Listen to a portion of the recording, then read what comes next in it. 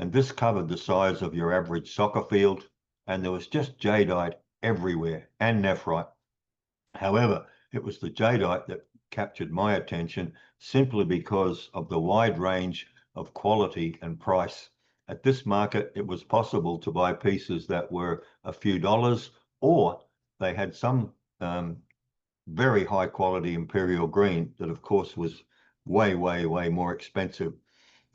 I later started working in Myanmar in 1996, and I started to learn about the geology of the jadeite deposits up in the north, and particularly as I was working with Dr. Andrew Mitchell, but neither of us had actually been there. And subsequently, we did have the opportunity to go there, which was just a fantastic trip. And then more recently, I learned about significant jadeite deposits that occur in Guatemala and also in Kazakhstan.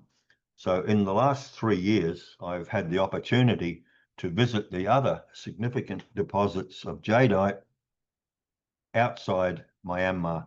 And I'm going to present some of that for our talk this afternoon. So we'll start out with the jadeite in Myanmar, then the middle part of the talk will be the deposits in Guatemala, and then finally the jadeite deposits that occur in central Kazakhstan. This is the Chinese character for jade, which I believe is yeah, and of course jadeite has been and still is an incredibly important part of Chinese culture.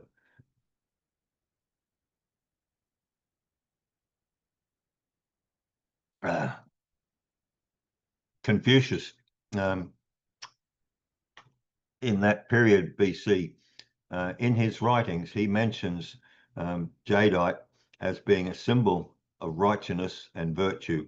However, before the 13th century, all the Chinese jade was actually nephrite from the Kunlun Mountains in Western China. And it wasn't till after that that jadeite proper started coming into China from Myanmar. So the early Chinese history was all based on nephrite and not jadeite. In the 13th century, a Yunnan trader visited northern Myanmar and actually recognized or was shown some of the jadeite, inverted commas, from the Phakant area. And so they, not long after that, started sending expeditions from the Yunnan government to the jadeite fields in northern Myanmar. And that led to the Chinese acquisition of northern Myanmar at that time. And in the late 18th century to up until the Second World War, all of the jade out of northern Myanmar was going into southern China and beyond. After the Second World War and the eventual influence of the Mao period, jade was of course not considered, was considered to be bourgeois, and all the jade trade basically shifted to Hong Kong, Taipei, and Singapore, and outside of China. So after the post-Mao period, China reopened its markets for jadeite.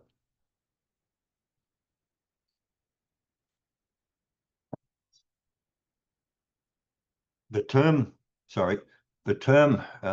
jadeite or jade, actually, it was prized, of course, for its rich green color, which is imperial jade. And the Chinese actually called it fei zi, and that became known as imperial jade. It was Cortez, when he was on his conquest of Central America in 1521, that in Spanish they called it piedra de hiada, and it's considered that the corruption of the word hiada led to the term jade. But it wasn't until 1863 when mineralogist Alexis Damois identified it as a proper mineral and the pyroxene jadeite.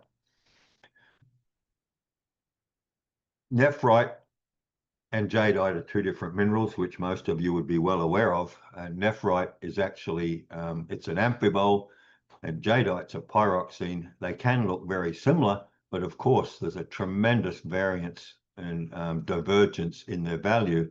And the term jadeite was later introduced as a rock type, as based on 90% of its volume being the pyroxene jadeite, with ancillary omphacite, adrine, augite, and albite, which are typical accessory minerals that one finds with jadeite. Nephrite is often used as jade, inverted commas. It's a trade term, and it's the big deposits in British Columbia, New Zealand, the US, that are nephrite, and this is often sold as jade, but clearly it's not jadeite, it's nephrite. However, it does have a value, but it's nothing like the enormous value of jadeite. And this is all jadeite. It has various colors, and we'll come to that, but this is very nice jadeite, different colors. The color is due to various impurities, which I've shown there. The piece on the upper right is actually in my collection. I have quite a few pieces that I was able to obtain while working in Myanmar. I have a very strong fondness and affiliation for jadeite. Black jadeite occurs in Guatemala and to a certain extent in Myanmar, and that's due to the presence of carbon. And then we have all the other colors. But of course, the really critical one is imperial green, and that's essentially due to the presence of chrome. The complication is extremely, the classification is extremely complicated, and this takes a lot of skill. And here's just an example of how some of high quality jadeite is evaluated. I think this could only be done by highly experienced Myanmar and Chinese traders. I don't think a Western person would ever have or develop the experience and skill to be able to apply this effectively. And of course, this relates directly to its value. And the best value, absolutely, is with high-end jewelry and carvings. This is a very nice photo from a magazine I was looking at in a jewelry fair, and it's diamonds with beautiful imperial jadeite. Here's where jadeite's known around the world. This is jadeite, not nephrite, and by far the biggest deposits are in Myanmar, northern Myanmar. Then we have central Kazakhstan, which is shown there where my cursor is, and then we have Guatemala, which is the boundary between North and South America. The other occurrences are really small. The US, historically, probably one of the earliest recognitions of jadeite, and it was used in the Neolithic age, is near the border in Italy, near the border with France. And then when we have these other small known occurrences in Japan, Russia, etc. But there's only 3 major areas of jadeite known in the world today. So that's Myanmar, Kazakhstan, and Guatemala. So everyone here would be well and truly familiar with where the jadeite's located in Kachin State in Myanmar. These are some photos that were taken on a trip that Dr. Mitchell and myself were able to do. I think it was around 2001 or 2002, where there was a very small window when the government permitted foreigners to visit the jade mines. And Dr. Andrew and myself, thanks to the very kind assistance of our Myanmar colleagues, were able to spend nearly a week traveling around the jadeite mines. And whilst there were a lot of Chinese and other Asian people there, to my knowledge, very few foreigners, Westerners, have actually been or had the opportunity to visit the mines in Phakant. It was quite challenging at the time. It's obviously much easier in more recent years, but these were some of the experiences that we had. during our trip to Phakant. The regional geology, it basically sits on a major plate boundary thrust belt, and of course jadeite only forms at great depths in the crust, and then there has to be a mechanism to bring these very deep-seated rocks to the near surface environment. And that's one of the reasons why it's so rare, because the tectonic setting or settings for this to happen is highly unusual. This is the geologic map of the jade mines that was made by a geologist working for the British Geological Survey based out of India in 1934, Chiba. This is a fantastic map, and it's still the same map that's used today. The key things about this are the area or the rocks that are shown in black, which are actually the mafic, ultramafic rocks that are the source of the jadeite, occurring as slivers and perhaps dikes. Then we have the areas in red, which is the Urdu conglomerate, and that's the main host for the jadeite deposits in Phakant. Yeah. So what we've basically done is, over one or more periods of erosion, eroded down the rocks that hosted the jadeite, which is the grey area shown there, and then we've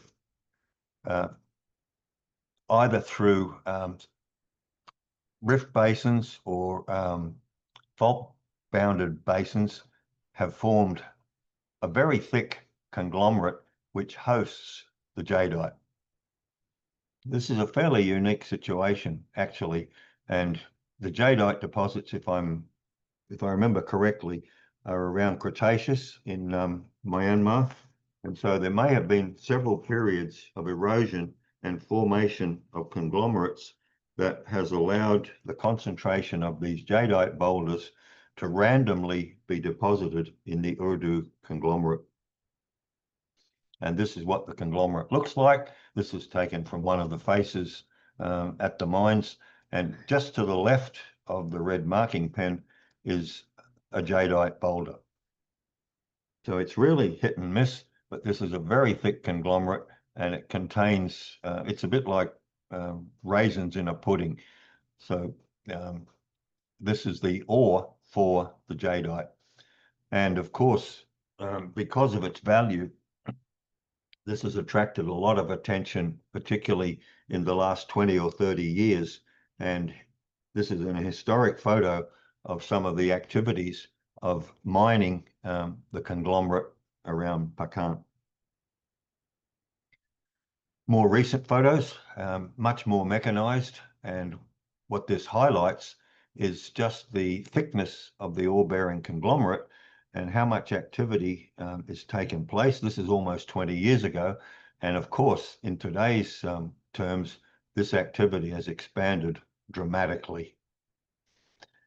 Some photos that were taken during my visit, there was a lot of mechanized mining, simply loading the conglomerate into trucks, taking it to a sorting area where essentially Chinese laborers were inspecting what was coming from the front end loader and trying to pick out the jadeite boulders.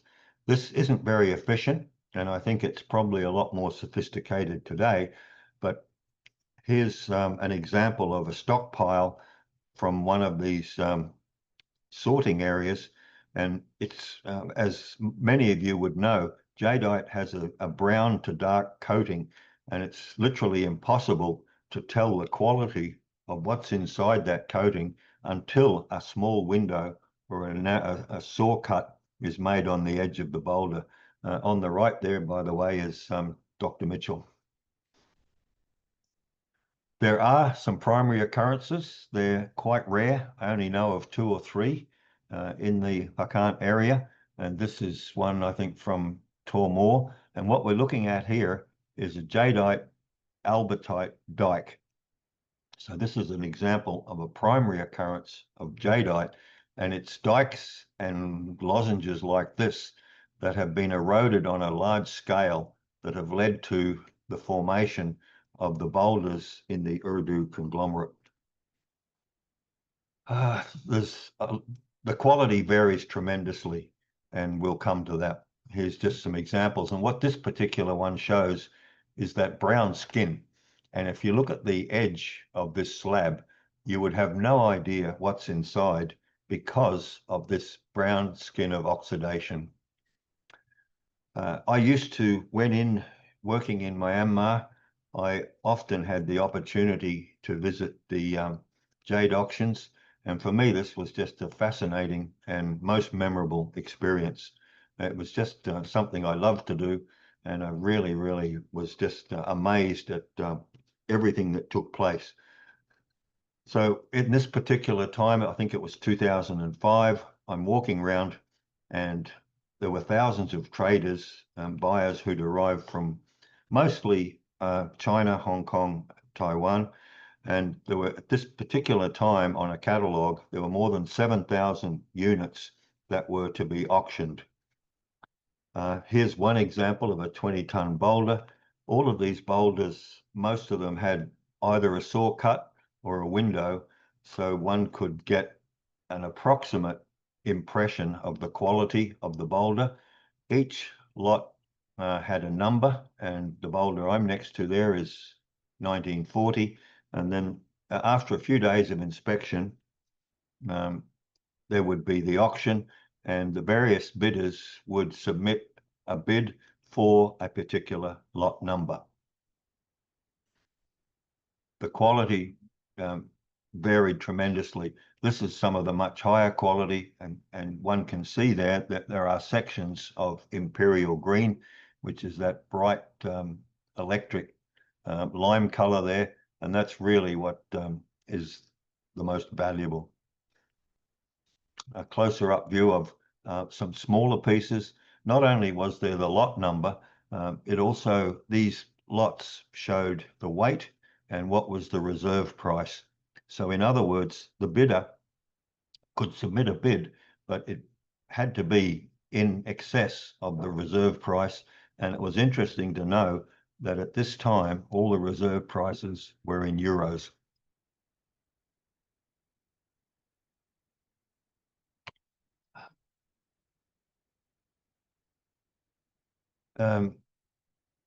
One of the techniques that all of the traders use and what they're looking for is translucence, because if the jadeite has high translucence, that is the really high value quality that they're looking for. And they carry around these small torches and they're inspecting the boulders, especially the imperial green or close to imperial green. They're looking for high translucence. And that's what really is the top end value. Here's the actual best example you could have for translucence on imperial green jadeite. I mentioned the brown skin, and it can be quite thick. So in order to have some appreciation of what's inside, it's necessary to make a small cut. Ideally, you wouldn't like to cut the boulder in half, because if it was high quality, you've destroyed a lot of the value. And what happens in a lot of examples, particularly in the field where there's no diamond saw, they polish with a grinding stone a small window on the outside of the boulder. This was a photo I liked. I came across it many years ago, and it was in a publication about the jadeite in Guatemala. And George Harlow had photographed a large jadeite boulder in one of the rivers, and it's in the central part of this photo. But if one didn't appreciate or understand the oxidized coating that occurs on jadeite boulders, there was no way you would recognize this as anything special. You would just keep walking up the river. The things that are a giveaway that I later learned is that jadeite has a high SG, and you can use a specific gravity fluid in a small container to see whether the boulder floats or it sinks. And that's based on the specific gravity of jadeite. The second thing is that when you hit it with a hammer, it has a really particular ringing sound. And so for anyone that's got that experience, you would start to recognize jadeite boulders that have oxidized coatings. I mentioned about polishing a small window. There's a great example. This was a lovely piece that was at the auction, and it was only 1.7 kilos, and it had a reserve price of 36,000 euros. This is beautiful imperial green jadeite, but without polishing that little window, one would never know. Here's another high quality color that's very sought after, and this is a purple jadeite, 70 kilos in weight and a 48,000 euro reserve price. Smaller lots are very high quality. The higher the quality, of course, the more the value, and we can see that as illustrated there. Less than half a kilogram basically, and reserve prices in the tens of thousands. This is a photograph taken at one of the auctions. So all the bids are then opened and the winners announced. These are shown on notice boards around the auction hall. It's all there. What's shown is the lot number, the description, what the reserve price was, what it was sold for, the registration of the buyer, and the name of the buyer. What absolutely astounded me was that in every case, the sale price always exceeded the reserve price basically, and in some cases by a very significant amount. So lot number 1317, Mr. Wong really wanted that lot. It had a reserve price of 18,000 euros, and he paid 143,000 euros for that particular lot. So he saw something there that he felt must have been extremely valuable, and he paid way above the reserve price. This is by far the best and biggest piece of imperial green jadeite I have ever seen in my entire career. It's 171 kilograms in weight, and it had a reserve price of 80 million euros. Very hard to believe for a Westerner to believe the value of this. However, understanding a little bit about the Chinese culture and the desire for imperial green jadeite, it's quite plausible. Beautiful translucence, just an amazing piece.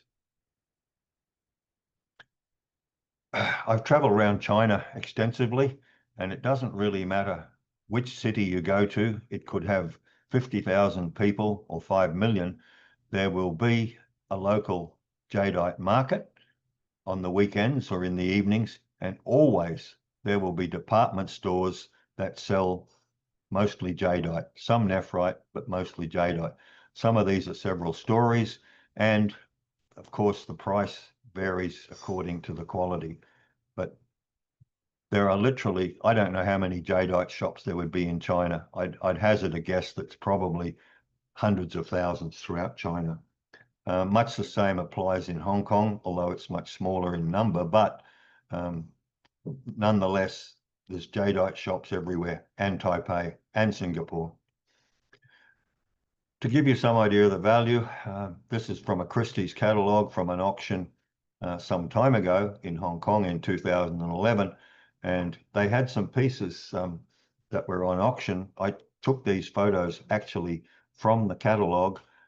This would be nephrite, however, it had cultural significance from the Qing dynasty, and this was actually sold. It's not much bigger than a matchbox, and it was sold for 1.2 million US. Another interesting piece, and this is proper jadeite, was a necklace, and it was named the Three Friends of Winter. It had beautiful, delicate carvings throughout it, but the quality of this is absolutely outstanding.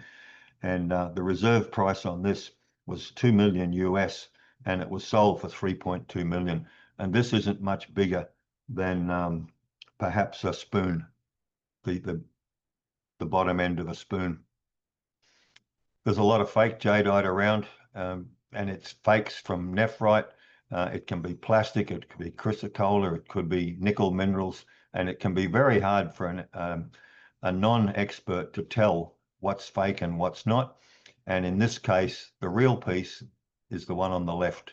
And the one on the right, which looks so much better, is actually fake. I was recently at the 72nd International Gems and Jewelry Fair in Bangkok, and there was a number of jadeite stalls, and it was very easy for me to tell which was fake and which was real just based on the price.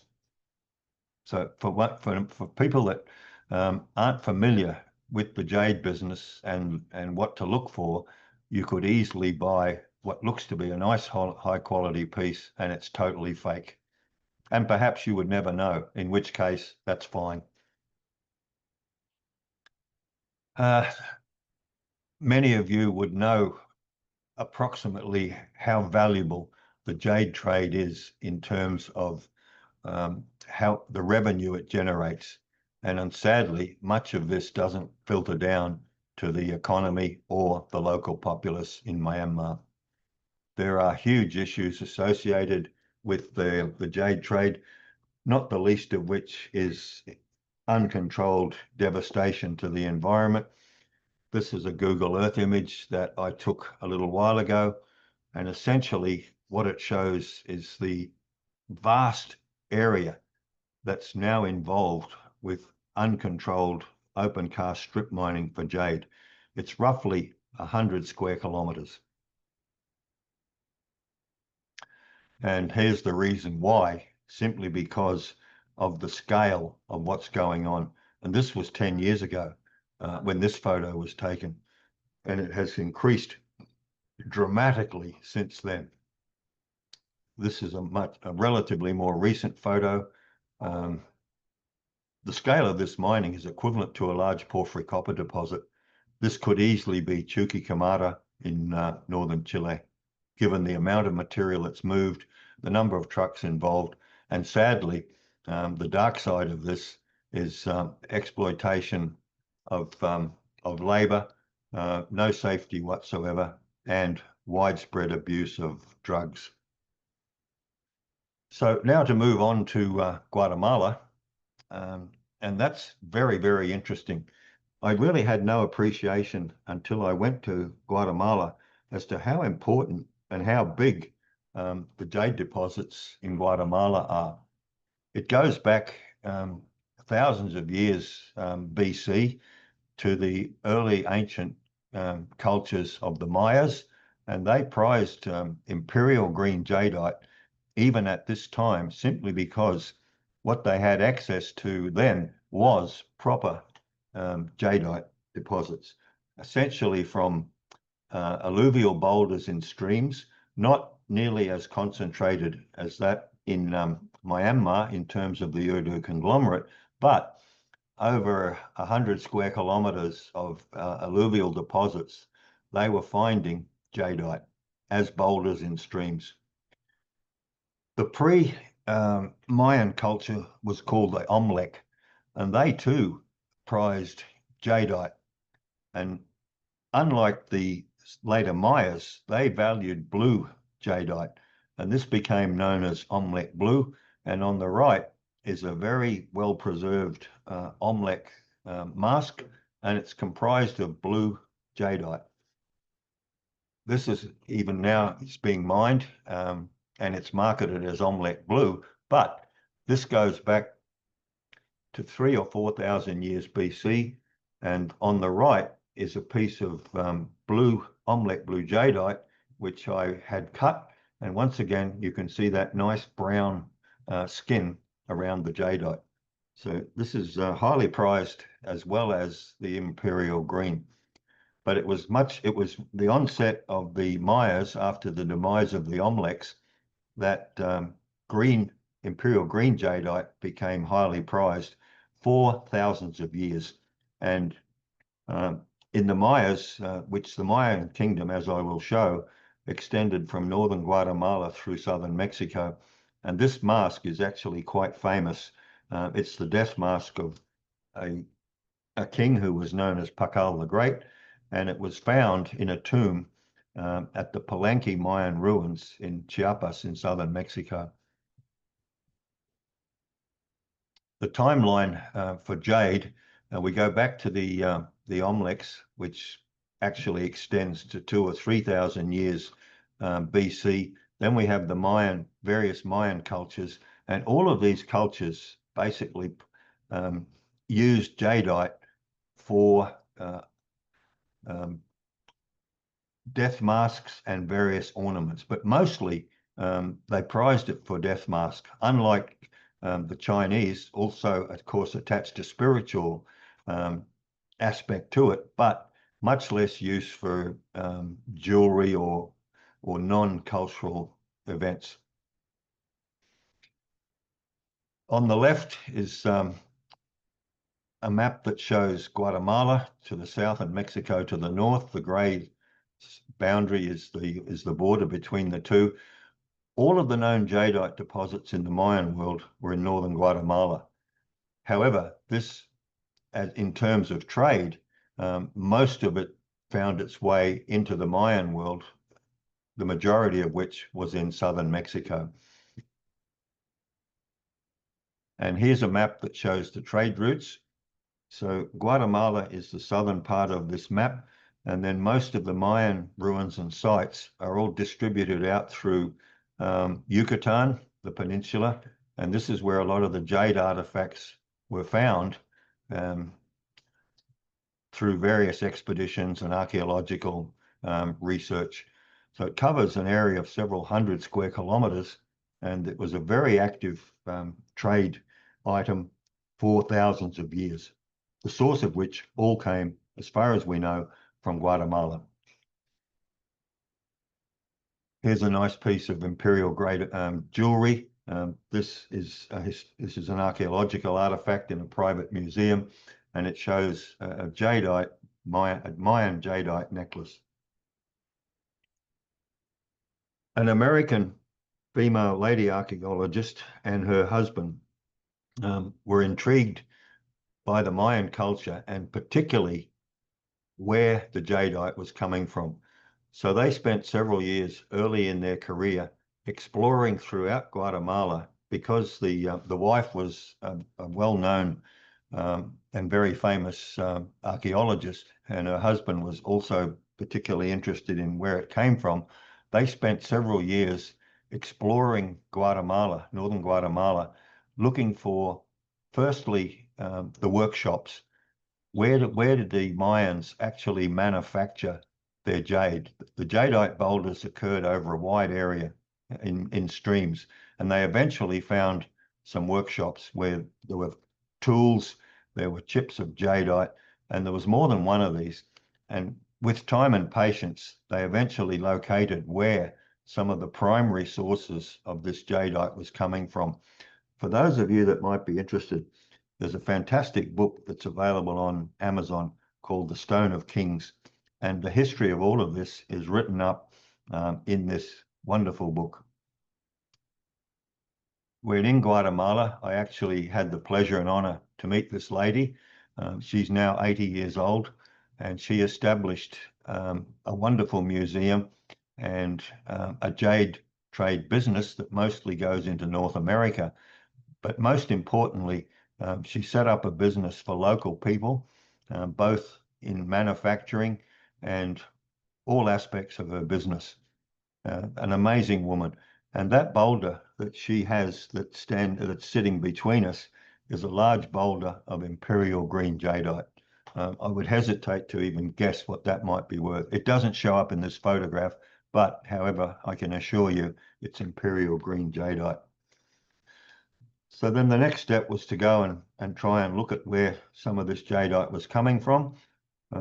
There's a big, essentially east-west valley called the Motagua Fault Zone, and that's the boundary between the North American and Caribbean plates. It's incredibly rugged, and it's comprised essentially of uplifted mafics and ultramafics, and it's these rocks that host the primary sources of the jadeite. When you erode these rocks, of course, all of the boulders end up in the valley and down in the rivers. What we're looking at here, the white squares are known areas of primary jadeite. And some of these eventually became known through expeditions. Mary Lou was one of the main explorers. And of course, because of the value and potential for poaching, for illegal activities, most of these actual occurrences are not widely known. They're closely guarded secrets, for want of a better word. But all the alluvial jadeite occurs downstream from all those purple rocks, which is the serpentinized land melange representing the two plates, the boundary of the two plates, the North American plate to the north and the Caribbean plate to the south. I was taken to one of the areas where there was a number or concentration of alluvial jadeite boulders, and this is the owner of this particular property. There was a high concentration of jadeite boulders in this area, which implied that it probably wasn't very far from the original source up in the mountains. However, because the boulders were so rounded, there may have been several periods of erosion, and the source could be quite high up in the mountains. Here's a stockpile of some of those boulders. This is reminiscent of some of the stockpiles that we saw at the Myanmar jade auctions.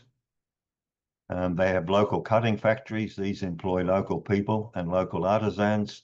They have the same translucence as one would expect with high quality imperial green. And I eventually was taken to some of the hard rock occurrences where these jadeite boulders are coming from. So this is outcropping jadeite boulders high up in the Serra das Minas mountains that you saw in the earlier photos. There must be literally hundreds of these throughout the mountains, which is the ultimate source of all of those boulders down in the valleys.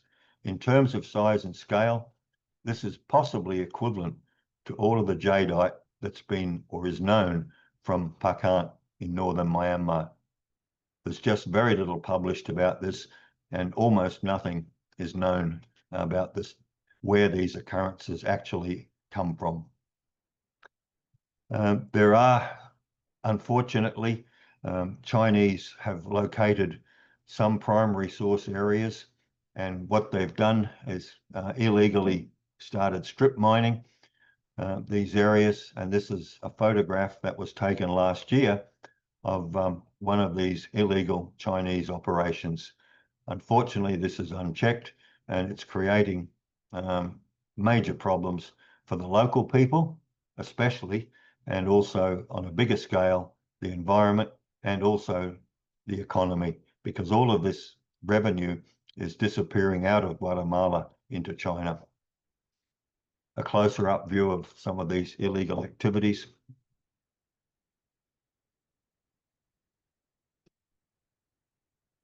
Not dissimilar to what's happening in large areas around Phakant. We now travel to central Kazakhstan, and there's a jadeite deposit there that's called Itmurundy. This too is proper jadeite. There's no nephrite here. It's all genuine jadeite. It's located at the northern shores of Lake Baikal in central eastern Kazakhstan. This, unlike Guatemala and Myanmar, this was only discovered in recent times, perhaps 50 years ago, and there was no record of any mining for cultural purposes back in time, and that's still the case today. It was never used or never exploited for any cultural purpose, and it's only in the last 10 or 20 years that mining has taken place here, simply because of the value of this jadeite into the Chinese market.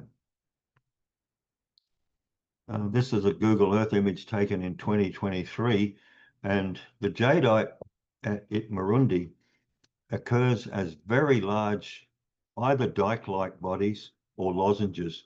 These are very big.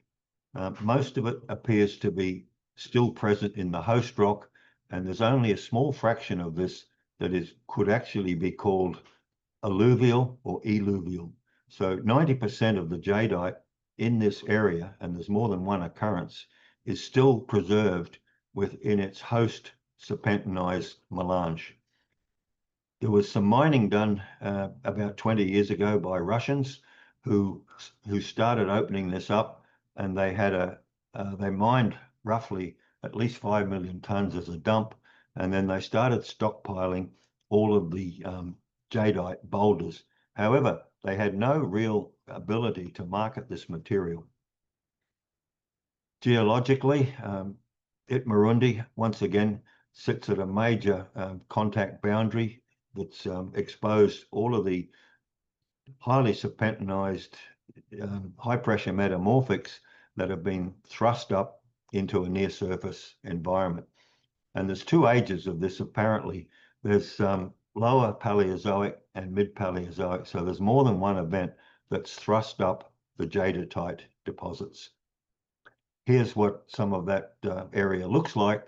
And in front of us right there is remnant, huge boulders. They're not boulders, I'm sorry. They're outcrops of jadeite. These have been drilled and they continue at depth. And there's millions of tons of this material. Closer up view. Not all of it is the right color. A lot of it's pale white. But however, there are areas where there's definitely nice imperial green. So, and some of this might also, to me, it looked like there was cosmochlore associated with it, as we see in northern Myanmar. Cosmochlore being a different mineral, but it's certainly a nice apple green color. And this is high quality. Some of the samples that I was able to collect, definitely of value, in particular this kind of material. Naturally, the Chinese, a lot of the Chinese traders are downgrading this material because they see it as highly competitive to the businesses that they have principally in Myanmar. More recently, some of this material has started to appear in the Chinese market. And to be totally honest, a lot of the traders have said they can't tell the difference between this jadeite and that from Myanmar. Nice translucence. This is Itmurundy jadeite. And there's a snapshot of some of the stockpiles. There's millions of tons of this material just sitting at surface that's already been mined. A photo that was taken of a large boulder that was getting ready to be shipped to China. A number of shipments have now taken place. And I think in the future, this is going to be very competitive into the Chinese market. Some of the material that recently was manufactured, this is Itmurundy jadeite that has been processed in China. So, concluding remarks about jadeite, the demand and prices can only go up simply because the Chinese economy is expanding. Most of the ladies in China would love to own a piece of high quality jadeite, not to mention its value in terms of cultural significance. The deposits in northern Myanmar, unless new deposits are found, I think will be basically mined out. At least the easily accessible material will be mined out and production will go down significantly. In terms of value, if one was to discover a new jadeite deposit, it would be equivalent of developing a very high-grade open pit gold mine. So that's what I had to say about jadeite. I still find it incredibly fascinating, and I'm watching it closely as to what happens in the next few years. The final presentation, thank you for your attention on the jadeite, and the final presentation I have is about, just 1 minute please while I get this organized.